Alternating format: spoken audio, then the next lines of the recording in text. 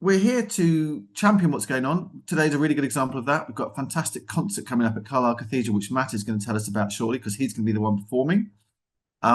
We've got a story to tell about Broom Hall, which Mary and Ellen are going to tell us. So for those of you that don't know where Broom Hall is, it's a beautiful 14th century hall just outside Penrith, populated with artists and creatives, and a fantastic project going on to maintain the building and to keep it to be just that. So we're going to hear their story from Mary and Ellen. And then Miranda and Rachael at Art Gene in Barrow. If you've not been to Art Gene, get to Art Gene. And there's a very good reason to go to Art Gene next week, at the end of next week, when a fantastic new exhibition called Deluge opens. And Rachael and Miranda are going to tell us all about that. And we've got a little show and tell film, which Rachael made for us as well, which is going to be a nice little enjoyable look around that that exhibition. So lots to look forward to. That is the plan for this morning. Just this is a new laptop for me, so just to reiterate, if it goes wrong because I've got to play in two of the films, I apologize now.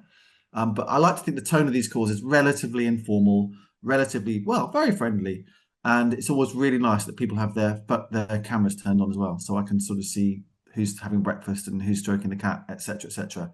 Because there are quite a few cats actually that belong to people on this call, I can confirm, including myself, but usually they're fast asleep at this time of morning. Anyway, enough blathering from me. We're going to kick off with the wonderful Matt Walters, who I spotted as an interesting person because I spotted that Carlisle Cathedral were hosting a concert that this young chap was playing at. And I looked into it a bit further, got in touch with Kath, who does the marketing for Carlisle Cathedral. And lo and behold, Matt Walters emerged as the person that's going to be doing it. So Matt, we've got your film, which you very kindly made for us to show people a bit about what you're about. But first of all, come off mute and just introduce yourself and tell us a little bit about yourself, where you are, what you do, how you got to what you're doing, and all that sort of stuff. Yeah, so my name's Matt Walters. I'm also known as Reductio Music online, and I'm a musician based in Somerset. I started playing the organ. I'm primarily an organist, so I learned the organ at school, and then went to university. I did an organ scholarship at Cambridge, and now do music full time. And I kind of compose my own music, and I also produce dance music as well. So it's kind of an eclectic mix of stuff. And how have you ended up coming to Carlisle Cathedral next month? Yeah, so I reached out to them asking if they wanted to do a performance there and host me, and yeah, they were very welcoming and they liked the idea of doing a kind of hybrid show. So my performances are kind of a bit of everything, and I like to arrange modern music on the organ, so pop music and film music, and that was quite appealing to them, which was great. All right, okay. Well, let's watch the film, which is about 5 or 6 minutes long, and then we'll come back to you, Matt, and see what it's all about. So, I am going to share my screen. I've suddenly remembered it's me not doing it, not Amy. So bear with me. I'll share my screen and sit back and enjoy this film.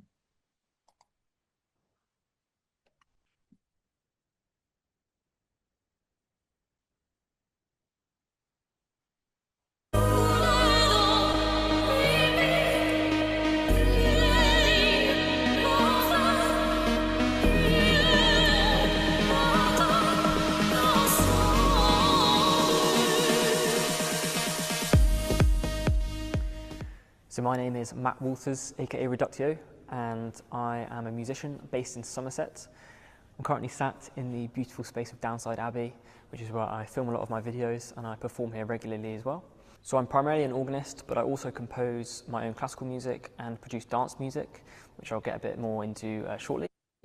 So at the moment, the organ is kind of the focal point of my concerts, and next month I'll be doing a tour to the north of England and then up to Scotland and across to Northern Ireland. So I'll be performing at Carlisle Cathedral, then I'll be performing at Kirkcudbright's Parish Church, which is near Dumfries and Gallow, and then up to Glasgow, performing at the Kelvin Grove Museum and then at the Glasgow University Chapel.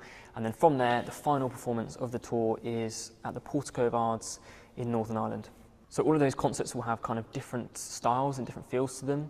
The one in Carlisle will be a very kind of holistic performance. It will have a section that has classical music, some classical organ repertoire, such as Bellman's Suite Gothique. There'll then be some original organ music that I've composed, some of which sounds like this.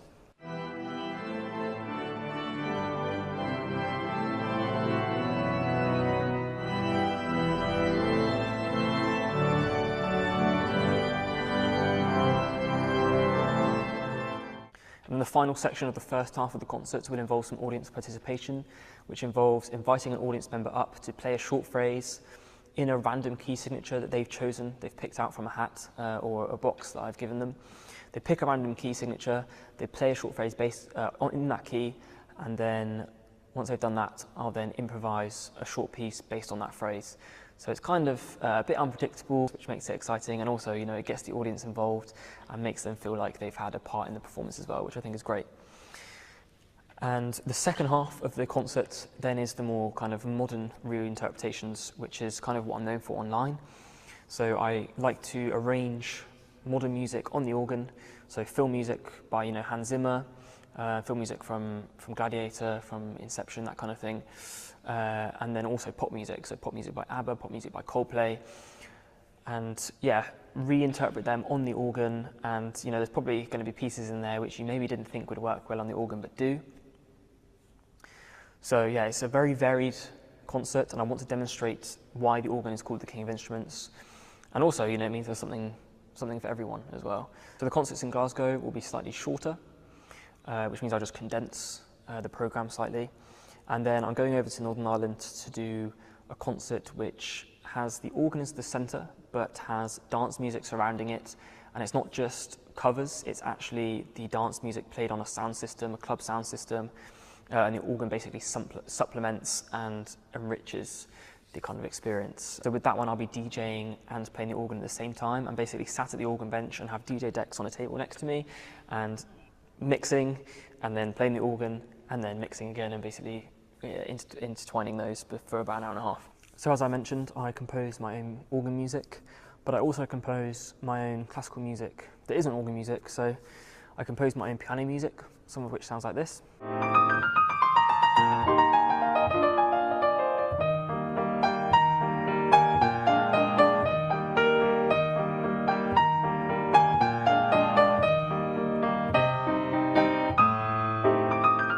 And when I'm not composing piano music, I also compose choral music. I've just recently finished an album which is written for orchestra and soprano solo, so that'll be being released soon. A couple of the songs are actually already released, and one of which sounds like this. Santa Maria, Mater Dei, ora pro nobis peccatoribus, nunc et in hora mortis nostrae, ora mortis nostrae. And then to keep my musical personality balanced, I also like to produce dance music, a lot of which features classical music within it. So I like to sample famous classical pieces and put them into the dance tracks, such as this one here.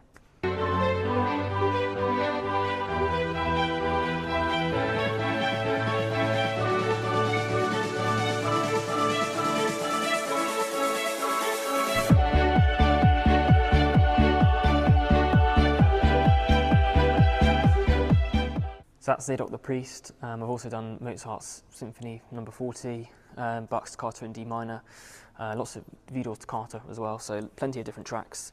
But yeah, I'm very much looking forward to performing at Carlisle Cathedral. It will be my first performance, my first live performance in a concert in 2025.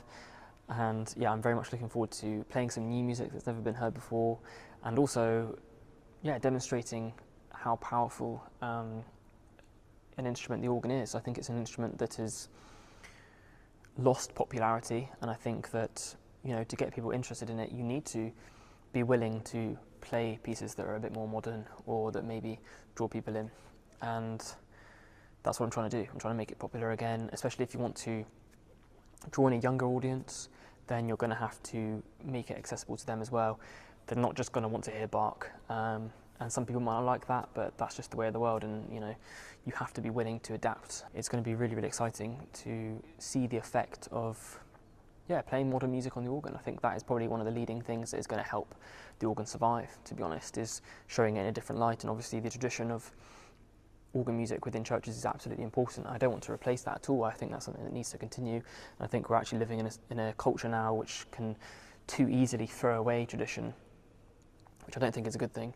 I think we need to maintain that, but also, find new ways to innovate. And I think striking the balance between innovation and tradition is a skill in itself, and that's something I'm still trying to work out. But yeah, I'm very much looking forward to performing at Carlisle Cathedral on the 8th of March. I cannot wait.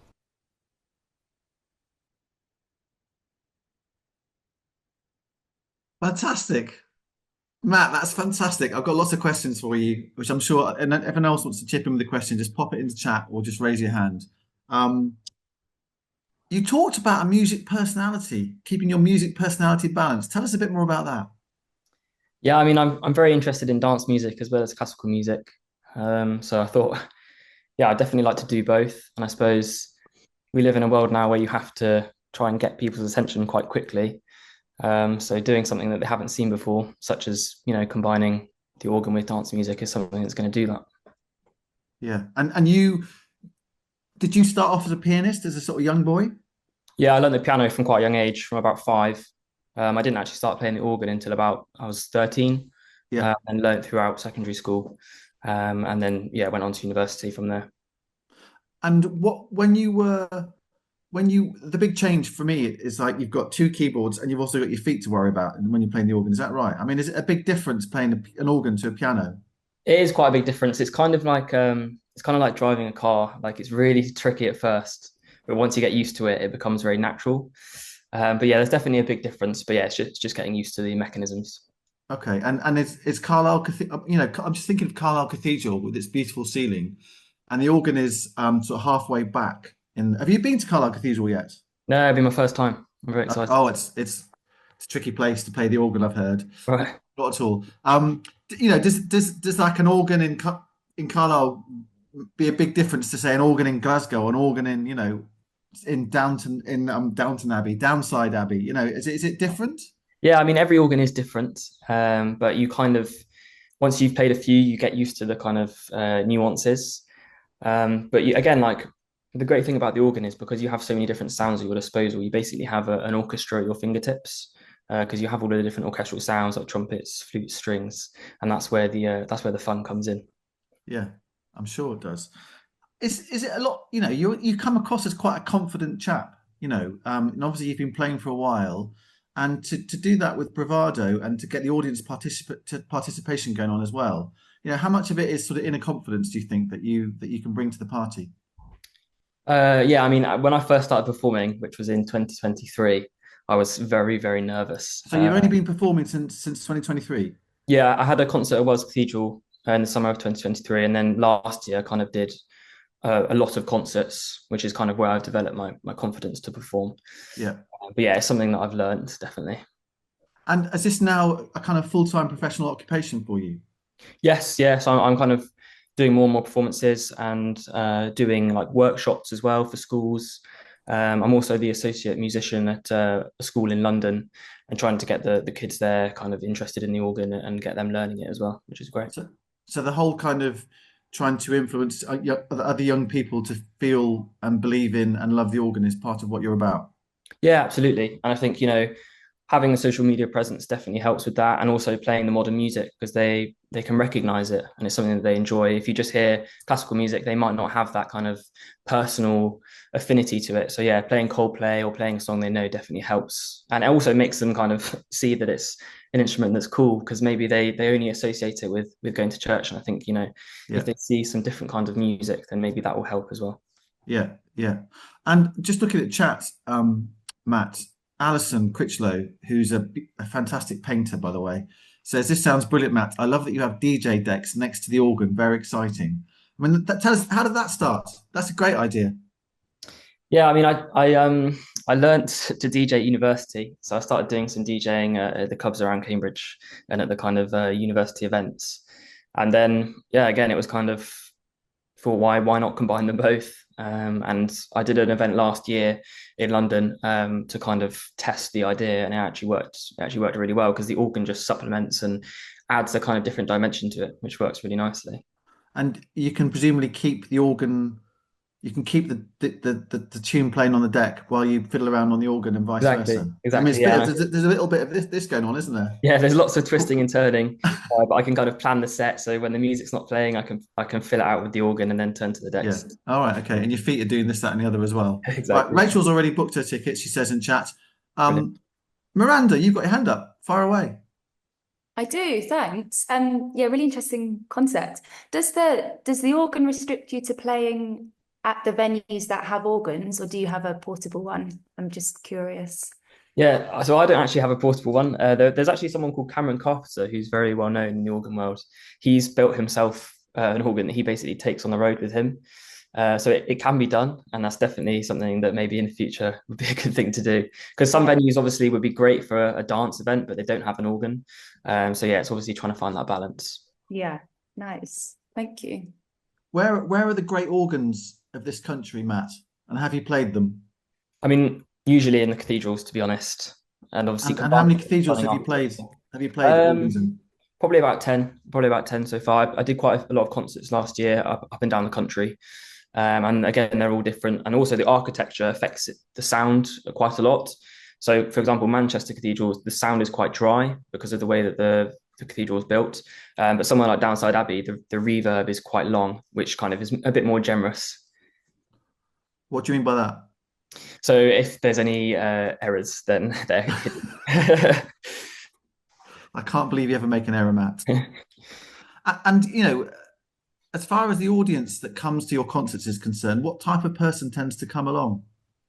Yeah, so it's actually a great mix, which is really nice to see. So you have obviously the older generation who are obviously very interested in the organ, but you also have younger people who have had their interest piqued by maybe seeing a video online or something like that and want to see what it's all about. So yeah, it's really nice to see the balance there actually. And you compose music as well, right? So how long have you been composing music for? Quite a long time as well, probably about a decade. I had a very inspiring teacher at school called Christopher Tambling who was very encouraging and kind of pushed me to write music. And I wrote a short kind of mass setting for the choir when I was about 13, and he was really happy to get the choir to sing it. So from there, I've kind of composed consistently, but only recently have I started like releasing it and showing my work publicly. Yeah, and I suppose the first time, I mean, you said in that film that Carlisle is the first concert you'll be doing live for this year. So there'll be a few nerves jangling probably around. But when when you write a piece and it's kind of like doing a painting or making a pot or whatever, and you kind of put it on show for the first time, it's quite a moment, isn't it? Yeah, definitely, and you definitely want to you hope people will like it, but I guess that's the risk that you take as a creative. Yeah, absolutely. There'll be lots of people nodding along to that comment. I'm just looking at some of the comments in chat, Matt. So apparently Paisley Abbey has a good organ. So George lives in Paisley. And I don't know, have you played Paisley, Matt? No, no, where's that? That's in Scotland. Oh, George, tell us a bit more about that. It's only 8 miles from Glasgow, Matt. all right. Okay. George McPhee used to be the big organist at Paisley Abbey. I don't know if you've heard of him, probably not. But he used to do lots of concerts and things. He puts on events from time to time, quite a Cool. lot. It's got lovely acoustics. Well, I think so. But Carlisle is brilliant. I heard organ recital at Carlisle and it just blew me away. Fantastic. So you'll have a good time. Brilliant. Yeah. Ah, check that out. Paisley I Abbey. nipped into Carlisle Cathedral just a few weeks ago just to spend 10 minutes, and someone was just mucking around on the organ, and it was the most beautiful sound. Derek, you're saying that the best organ awaits in Carlisle Cathedral. Is this based, by the way, Matt, Derek is also a retired teacher who I think will absolutely accept the whole thing about being inspired by great teachers. But Derek, do you know much about the Carlisle organ? No, not at all. I've heard it a number of times. I've read there. I've given a eulogy there, and I have heard it. But I just biased really. I think it's a great cathedral, and it's Yeah. a very unusual cathedral because of its four square nature, which is very much like Carlisle, a great border city. So something to look forward to, man. Yeah. Sort of short and Brilliant. stocky, but very beautiful and amazing ceiling inside. So Rachel says that Whitby has a beautiful abbey. Uh, Amy asks, do you have to make all of the booking arrangements yourself, or do you have an agent? There's a lot of background admin involved. How do you go about that, Matt? So I have been working with a couple of people, but I've actually found that doing most of it myself is the most straightforward thing because I know what's being handled. But I mean, it's now got to the point where bookings are coming in to me rather than me having to reach out, which again, like solves quite a lot of the problems that I had last year. Fantastic. Florence asks, have you contacted Churches Conservation Trust? They care for quite a few churches, some of which have organs and are keen to attract new audiences too. Not to the scale of a cathedral, though. But have you heard of the Churches Conservation Trust? No, I haven't. I have to look them up. All right, so that might be a way of again connecting with an audience that particularly likes organ music as well. Any more? Joe says National Lottery Heritage Fund is the main funder of organ restoration. They ask applicants to engage new audiences, and because the applicants are often traditional people in churches, they sometimes struggle with the concept. So targeting those projects could make a great business plan. So Joe Riley, Art Jean Barrow, write to her there. She's always got an idea or two to share. And also Joe knows, a lot of these sort of projects are about funding, frankly. And the National Lottery Heritage Fund is a great. You may not have thought of that or heard of that, Matt. Do you know what that is? I think they might be doing something at the one in Northern Ireland, actually. I think they might be with that, yeah. But they're very much. This is very much their territory, I would suggest. So that might be worth thinking about as well. Okay. But anyway, you've got stuff to play first of all, and tunes to write. Are you writing more tunes all the time, or do you sort of go through phases of composing? Yeah, I mean, there's always new ideas cropping up, but kind of I tend to exhaust one area and then go on to a different one. So if I've written quite a lot of organ music, I'll then sit down and write some dance music, and then once I've done that for a bit, I'll write some piano music. So it keeps my mind entertained. Sure, yeah. And which social media platforms are the most important ones for you to get your stuff out? At the moment, I'm finding probably Instagram because it's kind of got a more of a community feel to it, more than TikTok, I think. So yeah, definitely Instagram. Okay, all right, okay. Well, it's really exciting to have you on the call, Matt. Thank you so much for joining us this morning. Thank you for having me. It's been great. Well, no, not at all. And lovely. And by the way, if you want to hear some more of Matt's music, there's quite a bit on YouTube, isn't there, Matt? Yes, there's plenty on YouTube, on all the social media channels.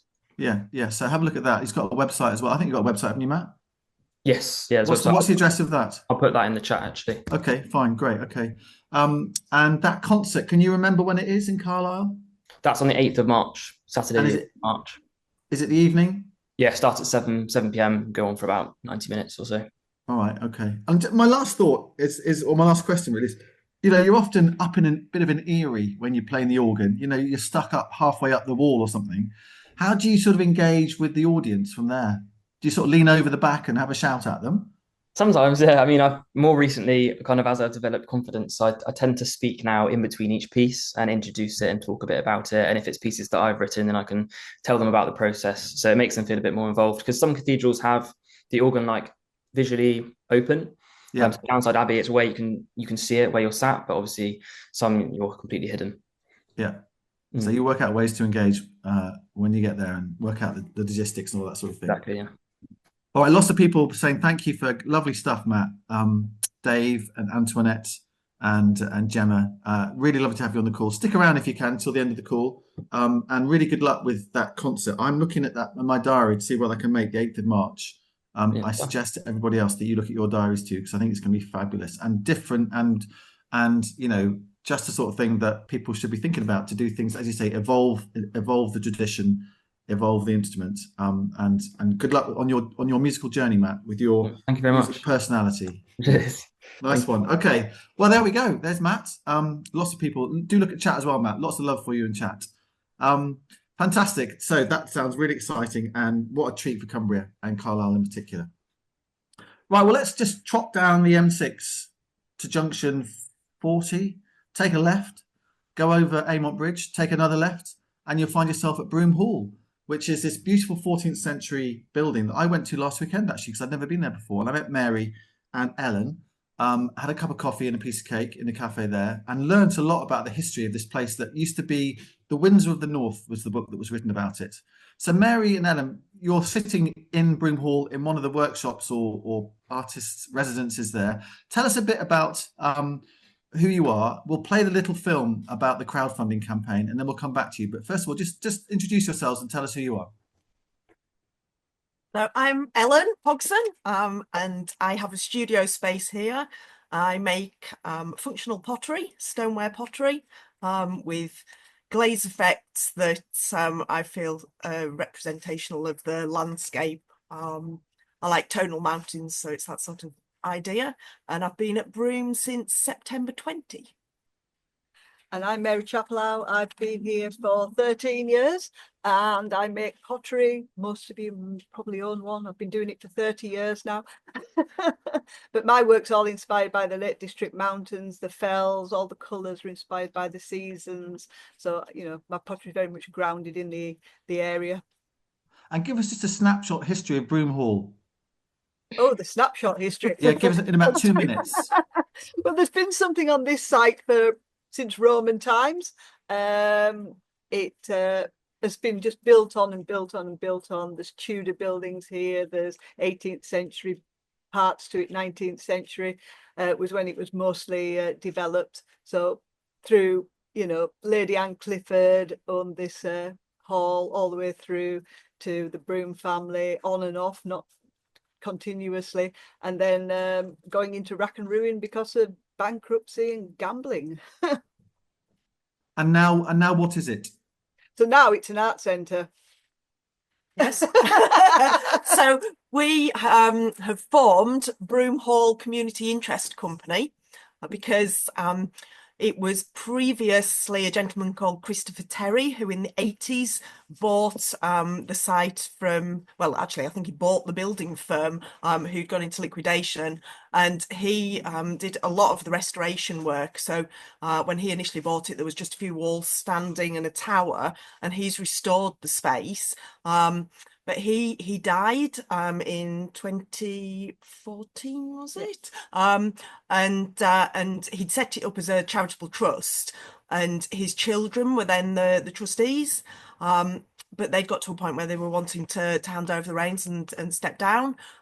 So basically the choices were that they would either sell it on the open market and potentially it would end up as a housing development, or we set up a community interest company and purchased it. So yes, that's what we did. And the sale went through on the 9th of December, so just before Christmas. So it's all very new and shiny to us and all very scary. Yes, All it's right, well, scary in equal measures. Let's see the little film, which is a little sort of promotional film for the crowdfunder, which we'll talk about in a second. But this is a little YouTube film which Amy's going to play for us now. Broom Hall is an extraordinary place. It's a 14th century fortified house that has had a very checkered history, especially in recent times. It was nearly demolished and then it was rescued from demolition. Obviously it's a very loved place because a lot of effort has gone into it and into rescuing it and slowly rebuilding a lot of it. And it's an extraordinary place to work for artists, to have space to work. We're a really lovely community here.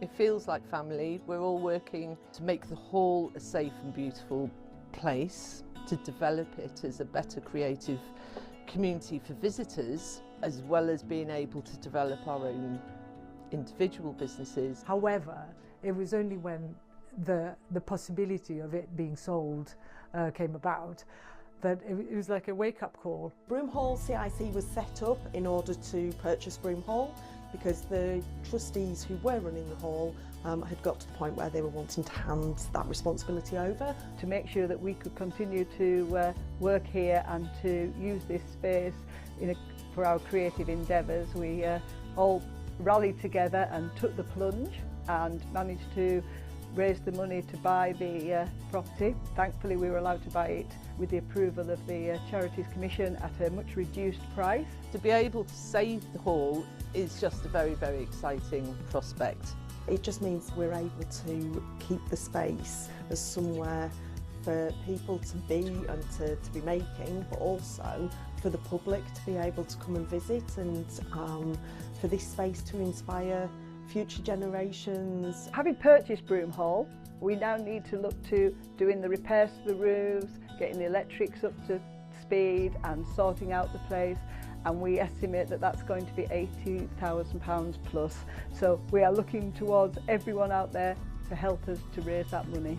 We would love you to donate by clicking on the donate button on the website. We know that's not for everybody, but there's other ways you can get involved: by sharing on social media, by talking to friends, by knowing the place. If you fancy just coming along and enjoying and maybe putting a little donation in the box, that would all be very, very welcome. We're hoping with your help we'll be able to continue the legacy of Brougham Hall well into the future and enable it to be a fantastic place for people to visit for many years to come.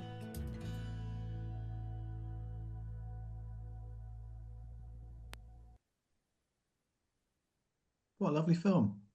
You get a real sense of the history of the place, and that lovely drone footage gives you a sense of, the wall, because the hall doesn't exist anymore. It's ruins, obviously, but that sort of enclosed wall and the artistic spaces there. Just before we get into the crowdfunder campaign, Mary and Ellen, just give us a flavour of what's there now. What artists are working there now? What goes on there at the moment? Well, I did make a list. We do currently have 11 tenants. So we've got the pottery side of things. We have a silversmith. We've got a printmaker, wood turner, and lace cut jewellery. We've got a blacksmith, a gin distillery, a joiner, and a lady who does massage and makeup. I think that covers everybody. And then we've got within the pottery, we've also got some subtenants who rent space from Mary. And then we have people doing workshops, and Mary has a space that the U3A use on a weekly basis. So yes, there's lots going on. It's a really exciting space. And what's your motivation for wanting to, keep there? Why is it worth the hassle, the time, the energy that you're going to have to put into this? Why do you want to do it? Well, obviously, when the possibility of being sold came along, it's like none of us wanted to leave this space because, it's amazing. We're all set up here. We all work together. The community of us all pulling together, just on a daily basis, having a cup of coffee. So, sharing ideas. So the thought of losing that was fairly desperate. And also having looked around to find somewhere else to run my little empire from, there just isn't anything else suitable out there. So it was bite the bullet and go for it. So you've all chipped in a bit to get to the stage where you are now. And what's convinced me as to why I should put some money into the crowdfunder? Why should I do that? It's an amazing space. I mean, as Mary's highlighted, it's an amazing space for the people who have workshops and shop spaces here. But it's actually, I would have said that one of the reasons it's so special is the people who come to visit that you're chatting to, and people really appreciate the space. It's really quite unique. And the part of the reason for setting up the community interest company is to also look to build on that, the fact that we have people coming to visit and we can then have performances. So we've got a number of performances already set up for 2025, and we're looking to increase on that. So this is in the grounds within the walls, is it? Within the walls, yes. So we've got a 40s weekend, which is something that's been happening for a number of years. And that transforms the space from a nice, gentle pace to it being absolutely full. We have a tank, we have army jeeps, army tents, and a whole group of people who come and dress up in 40s gear and are here for 3 days and just bring it to life and bring to life the history of the place as well. And then we've also got Brass in the Castle are coming to us this year. I don't know whether anybody saw them last year. They were at Lowther Castle last year, but that was the first time they brought the event together. And it's 11 brass bands from the local area, and they're coming to play on the 17th and 18th of May.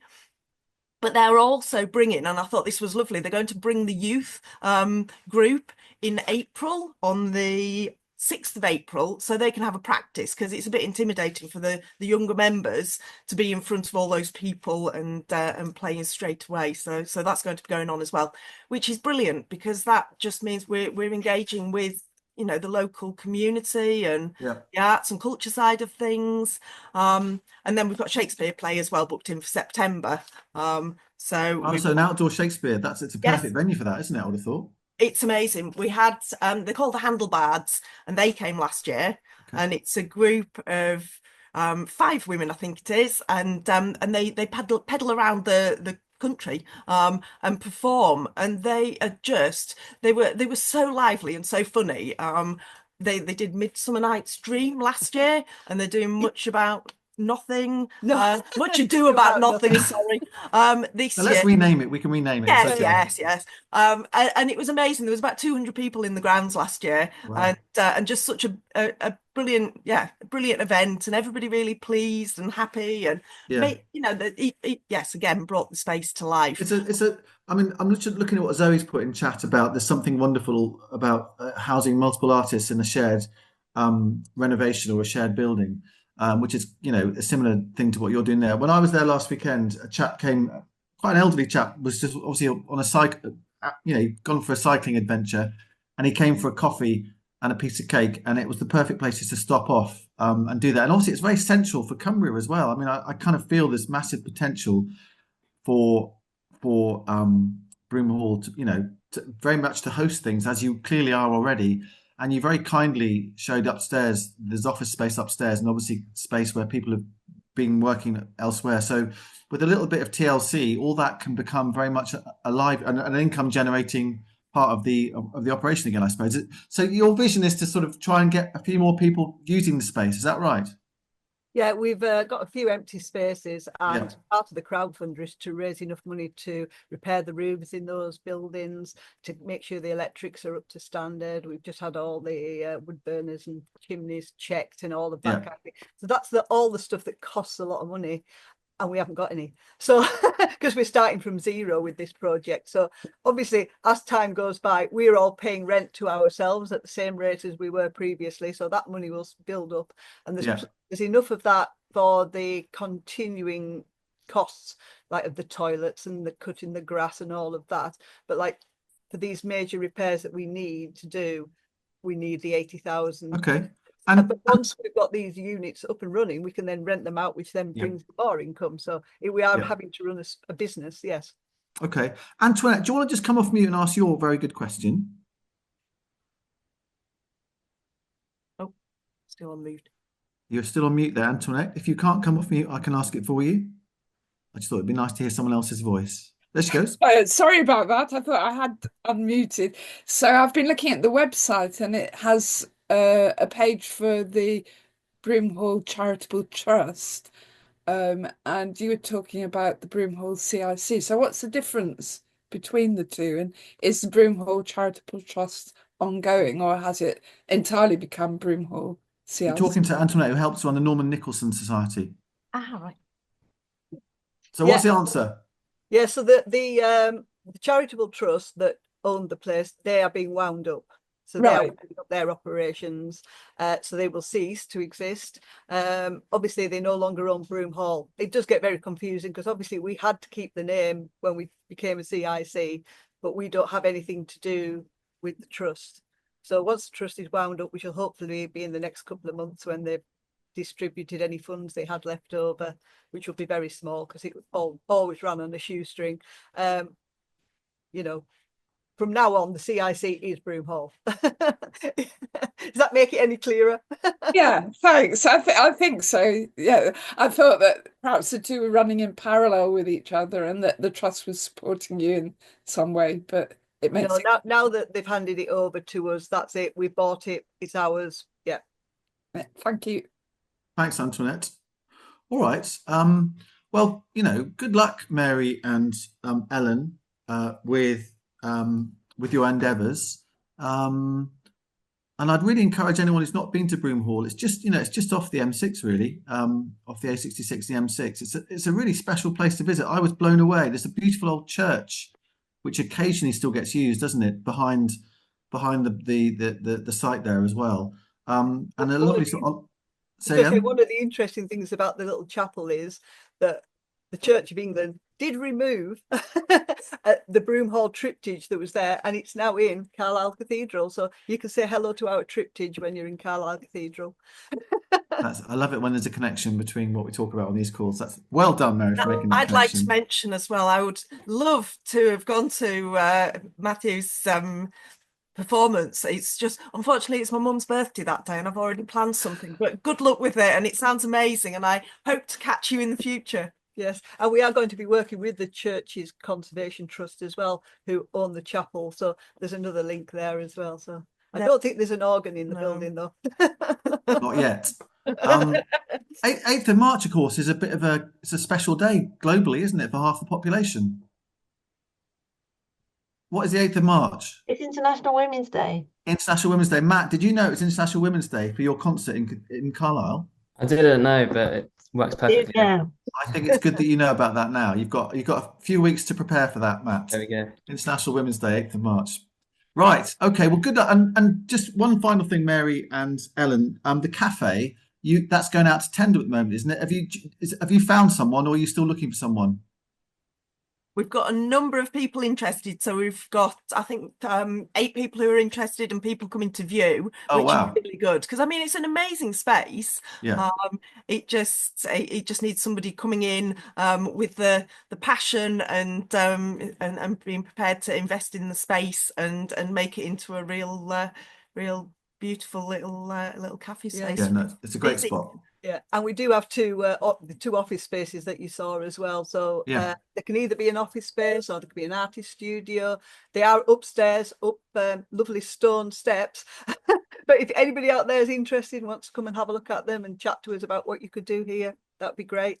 Yeah, it's a beautiful little inspirational spot. Thank you. Well, Mary and Ellen, can you make sure you put your details into chat if you haven't done already, and then people can pick up from there. And thank you very much for talking to us about it, and good luck. When does the crowdfunder finish? It's got 48 days left to run. Okay. Beginning of April. All right. Good luck. Well, who knows where that will get to, but I think it's great what you've done, and it's great for the cultural sector in Cumbria as well that you're doing this too, because it houses a lot of people and it's a really special spot to visit. So thank you very much indeed. Good luck. All right. So we're just going to complete this morning, 10:15, by trundling back down the M6 and the 590 to Barrow. And we are going to visit Art Gene, where Miranda and Rachael are stood waiting to tell us what's going on with a fantastic new exhibition that is being pulled together involving 3 artists from various different parts of the world. So, Miranda, do you want to kick off and tell us a bit about, is that right? You're going to tell us a bit about what this is, and then we can play into Rachael's film when you're ready. Yeah, I'd love to. I've got a few slides. We have got those slides as well. Whenever We'll you get want. those up for you. Hi, Yep. everyone. It's lovely to see so many faces. So I'm Miranda. I'm the Programme Associate at Art Gene. Quick introduction for those who don't know, Art Gene, we're a visual arts organisation based in Barrow in Furness, set up by artists Maddie Nicholson, who's here today, and Stuart Bastick. And all of the work that we do is largely focused on engaging with and reimagining the social, natural and built environment. We have a really interdisciplinary approach to our projects. We often bring together art with science and do a lot of community engagement in the area here in Barrow to explore things like sustainability, ecosystems, and how we interact with and can sort of work with our surroundings. And those surroundings can be wetlands, salt marshes, the coastal landscape around us, and many other things.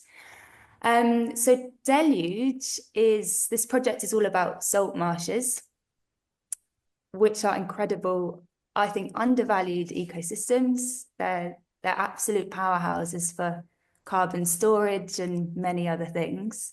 And the project, it started in 2022. It's in partnership with Art Walk projects, who are based in Edinburgh, and the University of Groningen in the Netherlands. And since then, we've been working with 3 really incredible artists, and they've been linking 3 different tidal salt marsh locations across Europe. In fact, so here in Barrow, Aberlady in East Lothian in Scotland, and the Wadden Sea in the Netherlands. And each artist, they focus on their own salt marsh location first. So Dana Olarescu, she's a socially engaged artist. She's been working with us at Art Gene. Oscar Van Heek, he is a photographer and filmmaker, and he's been working with Art Walk projects. And then visual artist and researcher Lindex with the University of Groningen. And what they've done is they've taken time to explore their local ecosystem first, and then they travel to the other locations to create connections between the places. So it's essentially been a sort of relay style traveling residency, we're calling it. And the artists, they've used their work to engage with people and highlight the importance of these ecosystems in really interesting and different ways, which Rachel's going to touch on briefly in next in her video. So some of the images here, this one's from Lynn's workshop, well, some of her workshops in the Netherlands. The next slide is Dana in action. Oh, next slide after that, Dana in action running some Deluge workshops at Allotment Soup, which is our community growing space on Walney, which I'm sure a lot of you have been to. The facts, next Thursday is the opening. It's been curated by Art Gene. It's in our main gallery in Barrow. Please all do come. It starts at 6:30 p.m. Everyone is welcome. Dana, Lind and Oscar will be here. So it's a really lovely opportunity to meet them and to hear more about their artworks.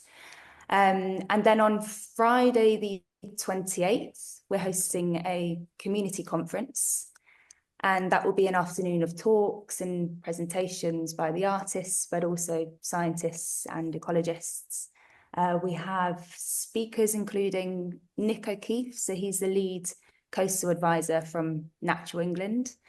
Charlotte Braungart, she's an environmental scientist with a really interesting focus on contamination. So she'll be talking about the issues of contamination, like emissions from the nuclear industry and how they impact the estuaries and coastal areas across the UK. So please do come. Please book in advance. Rachel's going to give you a bit more information of how to do this. And the conference will finish in time to go to the Dot Museum opening, which I don't know when it starts, but that's also on Friday. Over to you, Rachel. We should add as well that the exhibition is open to the public from Tuesday the 4th until Saturday the 8th, and then the following week from the 11th until the 15th. So if anyone can make it. Tom, can you play my film? Yes. Do you want to introduce it, or does it introduce itself? There's an introduction in it. Excellent. Sit back and enjoy this, everybody. About 5 minutes or so. Here we go. Thank you.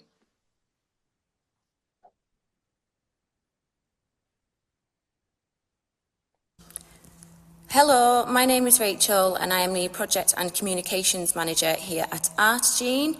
This is just a quick video to show you a sneak preview of some of the works at our upcoming Deluge exhibition on the 27th of February, 6:30 until 9 o'clock in the Art Gene Gallery. So we've got quite a few different mediums within the show, ranging from photography, we've got drawings, we've got installations, and we've even got a bus advertisement in the centre of Barrow Furnace. So starting off with Oscar van Heek. So Oscar is an Edinburgh-based fine art photographer and artist as well. So this is one of his works. This piece is called The Wastelands, and it's probably one of the largest pieces we've had in this gallery space. I think it measures 9 by 3 metres, so a huge panorama of I think it's the Aberlady Bay, this one. So the concept of the bubbles is the prospect of the damaged marshes releasing carbon dioxide back into the atmosphere. So these images were taken without the use of any artificial intelligence. So he just used a bubble machine at high tide. So I'm just going to go in and give you a closer look. So he's also got another piece, so 6 light boxes within the exhibition. So it's some really lovely shapes.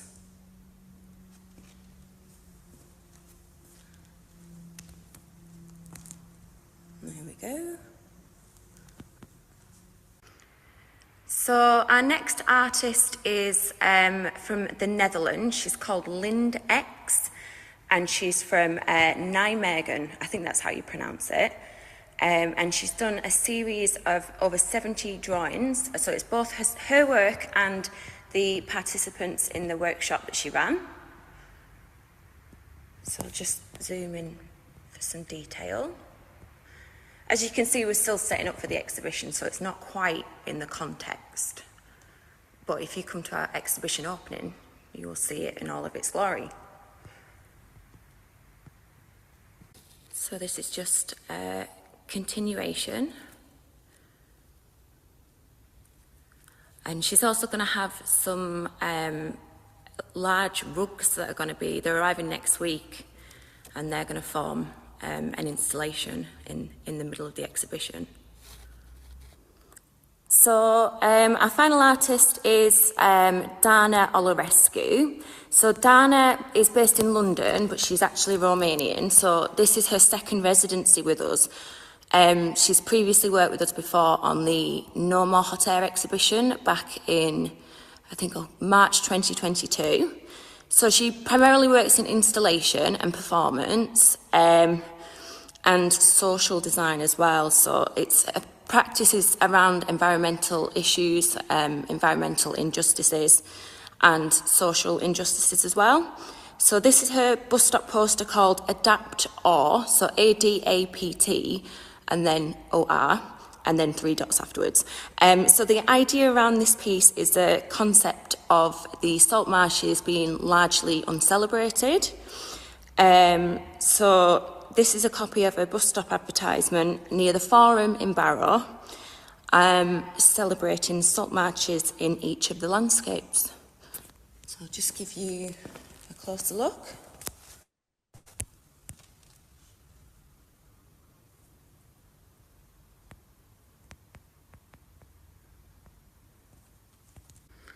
So our exhibition opening is next week on Thursday the 27th, and then the following day as well we also have a conference. So it's a Deluge conversation.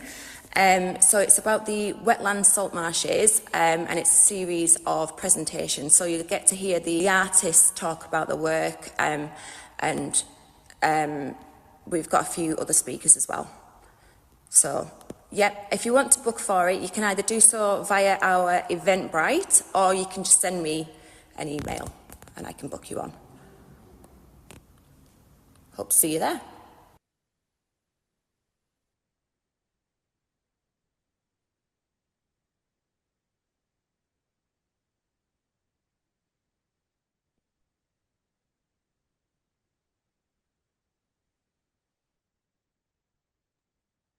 I'm just wondering if, Tom, your screen might be frozen, I think. Tom, Yeah, I think can you still hear us?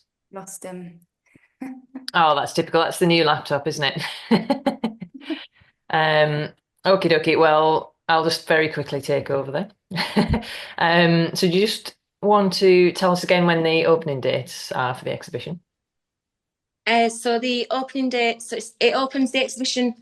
The actual opening is on the 27th, so Thursday the 27th. That's 6:30 until 9 p.m. Yeah. Conference on the Friday, which is 1 p.m. until 5 p.m. And then we're closed Saturday and the Sunday. We're closed Sunday and Monday, and then the exhibition is open to the public 12 until 4.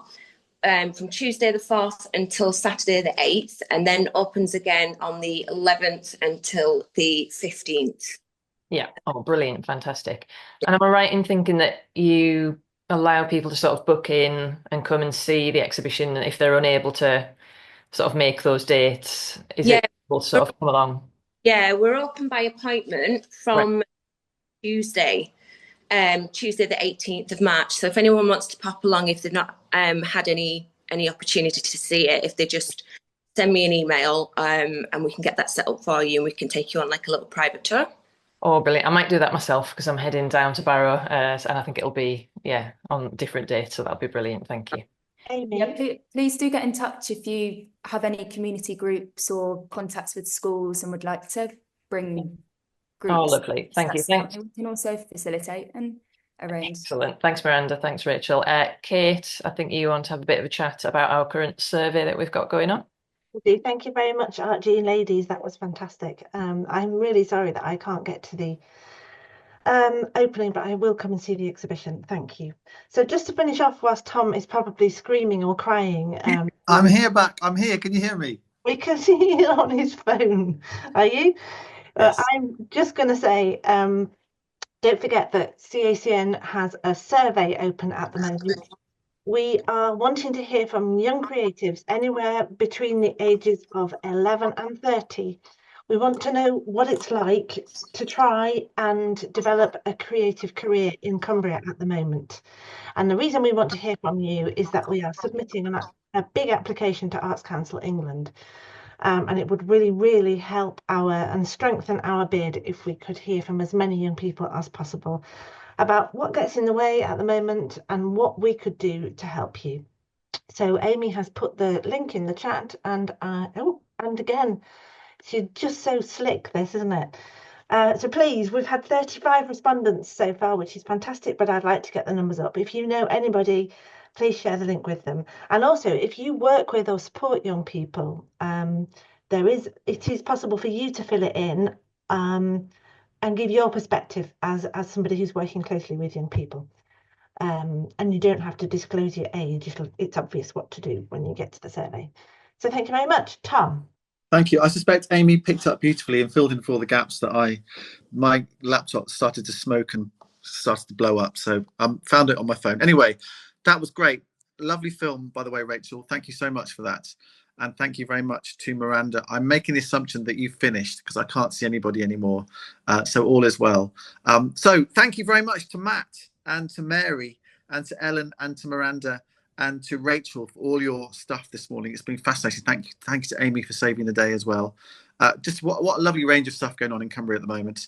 Next week, by the way, we're going to hear from Caroline Jones, who is the mover and shaker behind a second-hand clothing revolution called Knickers Models Own. Knickers Models Own. She's from the South, but she's got an inspirational story to tell about how she raised £50,000 through second-hand clothing. So check out Knickers Models Own if you haven't done already on Facebook. Just Google it. She's going to come and tell us how she's done all that next week.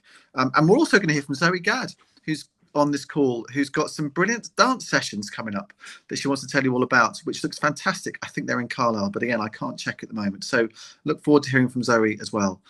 That is it for this week. Thank you to everybody. I hope you have a nice, hopefully less windy time than it is at the moment here in Cumbria, and see you all again soon.